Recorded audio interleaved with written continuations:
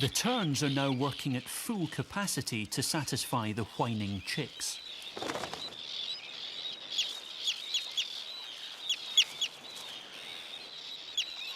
Is that morsel not perhaps slightly too big?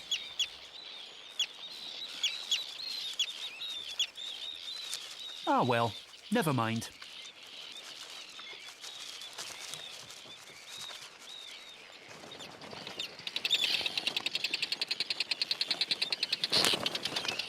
There's zero tolerance for human disturbance in the nesting area.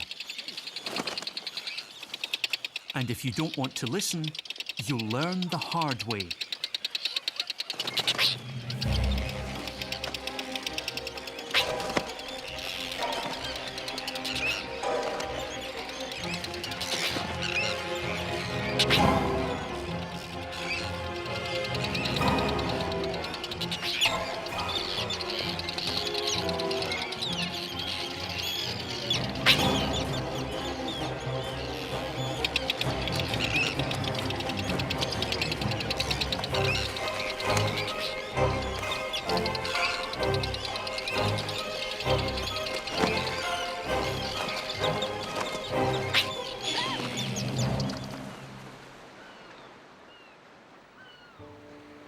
The White Cliffs of Dover. This is the English Channel, which links the North Sea to the Atlantic. There are enough lighthouses for the busy shipping traffic.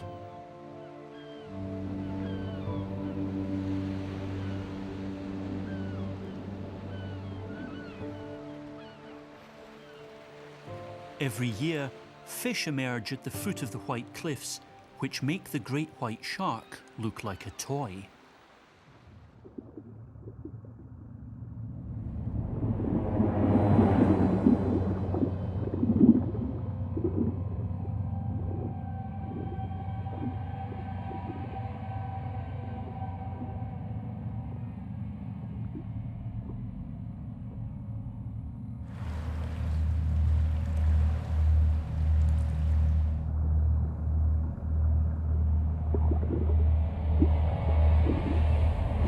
Basking sharks, up to 10 metres long.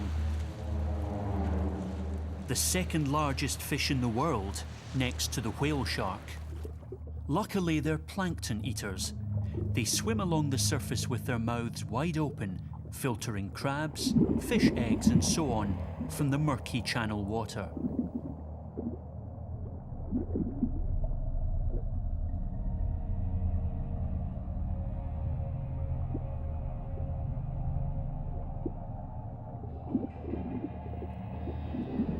"1,800 tons of water per hour rush through the mouth and gills of the giant shark.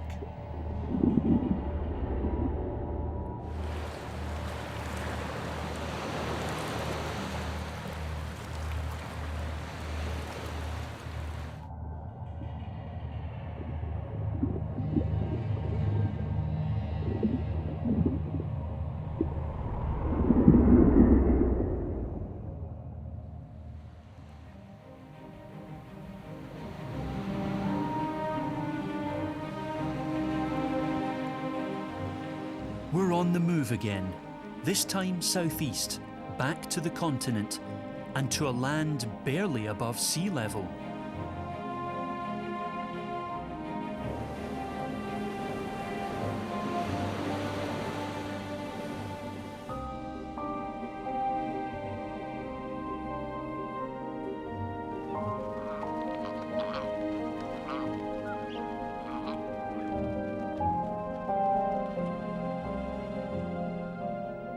First of all, tidal flats again.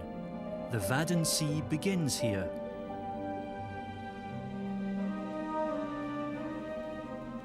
In Holland.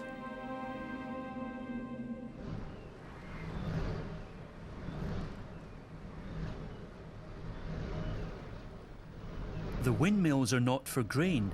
They're pumping water from the meadows. It's a battle against the sea for every metre. Unless there's no wind. That's the Oosterschelde Dam, intended to protect the countryside against the destruction of the waves. Directly off this beach, the annual summit meeting of the most dazzling inhabitants of the North Sea takes place.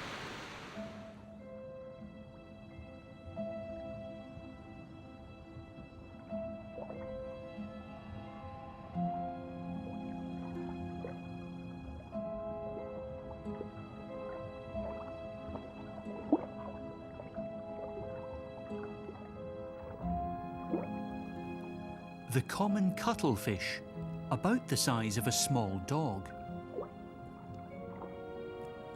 There's the eggs they've discarded, or rather stuck on. Hundreds of the molluscs meet here punctually every year to find their blind date.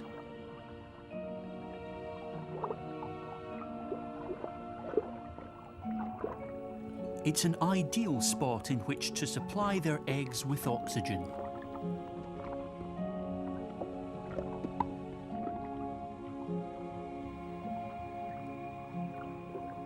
Decked out in fashionable stripes, the romantic hopefuls size each other up in their marine marriage market.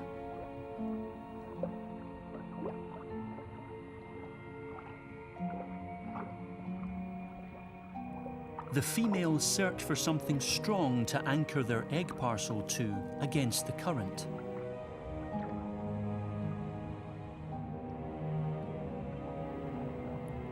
The cephalopods are certainly not in relaxed mood right now. With tentacles on their heads, it's not quite clear. Are they wrestling, or do they actually love each other dearly?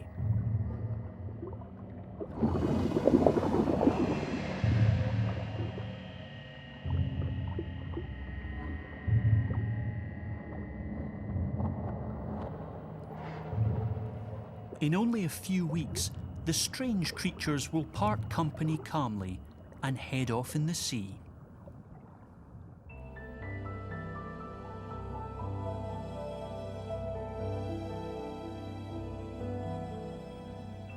Now we're flying further east, back to Germany, specifically the coastal islands of East Frisia.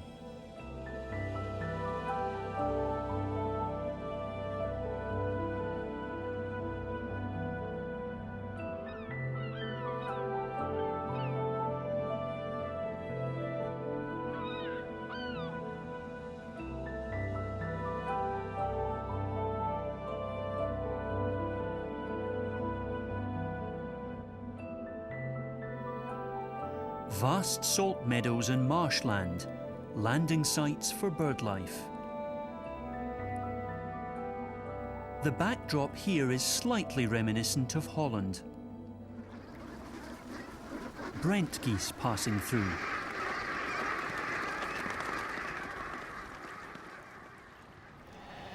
A panorama in classical regional style.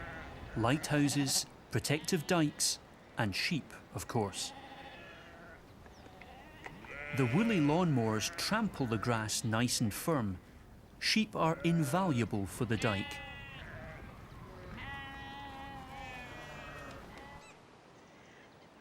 Very nearby, some peculiar birds are breeding. I wonder why they're called spoonbills.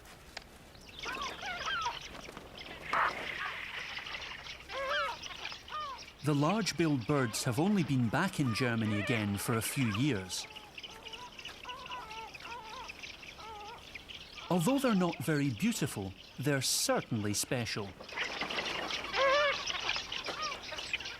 The nest simply lies flat on the damp ground. The baby spoonbills can be rather tiresome.